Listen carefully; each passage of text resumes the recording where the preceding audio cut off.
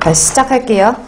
이번 시간부터 폐기물 파트를 들어가게 됐고요. 앞서 이제 가장 시험제 출제 가능성이 높은, 출제 비율이 높은 수질이랑 대기가 마무리가 됐잖아요. 그래서 수질과 대기에 비해서는 폐기물 파트 같은 경우에는 그렇게 출제 비중이 높지는 않아요. 그래서 처음에 제가 수업 시작할 때 설명드린 것과 같이 항상 동일한 비율로 시험 문제가 출제가 되지는 않지만 20문항 중에서 보통 평균적으로 수질이 7문제에서 8문제 정도가 출제가 되고요. 대기도 비슷하게 7문제 정도 출제가 될 때도 있고 수질이 좀 한두 문제 더 많이 나오는 경우도 있고, 그래서 수질하고 대기랑 비교를 해가지고 출제되는 그 문항 수가 약 12문제에서 14문제 정도 출제가 되거든요. 그래서 12문제에서 14문제를 제외를 하고 나머지 폐기물이라든지 토양이라든지 소음진동이라든지 그 외에 위해성이라든지 화학물질 같은 것들에 대해서 시험 문제가 출제가 되는데,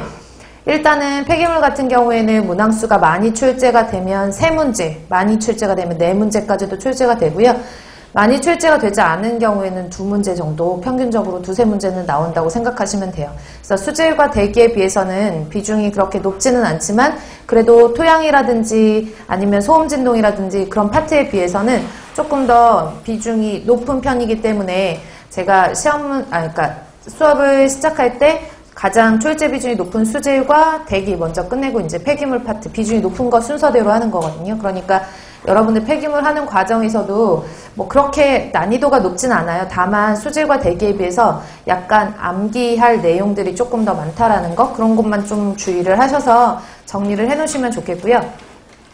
더군다나 하나 더 추가해서 말씀드리면, 이제 폐기물을 하는 과정의 수질과 대기를 잊어버리시면 안 돼요. 제가 앞에서 밑밥을 계속 깔았잖아요. 수질 대기가 가장 비중이 높다라고 계속 말씀드리고 강조드린 이유가, 수질 대기가 가장 많이 출제되는 만큼 여러분들이 계속 복습을 하셔야 돼요. 아셨죠? 그래서 앞에서 제가 설명드리고 노트 필기 해드린 내용들을 다시 한번 정리를 하시고, 모르시는 부분들은 계속 복습을 하시면서 폐기물 공부를 하시면 도움이 되실 것 같아요. 그러면 지금부터 폐기물 파트를 시작하도록 할게요. 그래서 13페이지를 보시면 이제 챕터 1의 폐기물 관리가 있고요.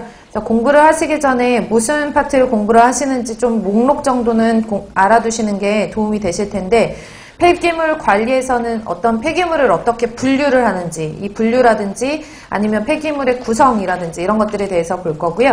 두 번째로는 폐기물 발생, 어디서 많이 발생을 하고 이런 폐기물들은 어디서 어떻게 처리를 하는지, 이런 식으로 이제 폐기물 파트가 나눠져 있어요. 그래서 거의 대부분 앞부분에는 암기거든요. 그래서 정확하게 자주 나오는 부분들은 암기를 정확하게 해놓으시는 게 필요하신 부분이에요. 그러면 13페이지에 있는 챕터 1의 폐기물 관리 부분을 시작을 하면, 폐기물의 정의 및 분리, 여기는 다 교재 제가 정리를, 법적 규제이기 때문에, 법적인 정의이기 때문에 정리를 다 해놔서 별도로 제가 판서는 하지는 않을게요. 그래서 13페이지 폐기물의 정의 보시면, 폐기물 관리법에 이제 폐기물 관리법에서 얘기하는 폐기물이라는 것은 무엇이냐? 1번에 보시면은 이게 폐기물 관리법에서 정의하는 폐기물의 정의거든요. 그래서 폐기물이라는 것은 줄칠게요. 쓰레기, 연소재, 연소했을 때 소각로에서 나오는 연소재, 그 다음에 오니, 일명 슬러지죠.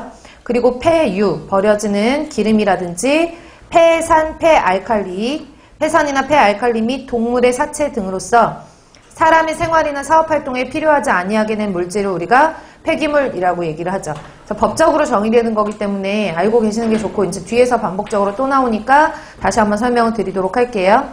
그 다음에 하단에 보시면은 의미적으로 한번 설명을 드릴게요. 의미적으로 설명을 드리면, 현행법에서는 버리는 사람의 용도 폐기 의사에 따라서 폐기물로 분류가 되며, 버려진 폐기물이 활용될 가치가 있어서 제3자에게 매각되어도 배출처가 필요하지 않게 되면 폐기물에 해당이 된다라고 되어 있어요. 좀 법적 용어이기 때문에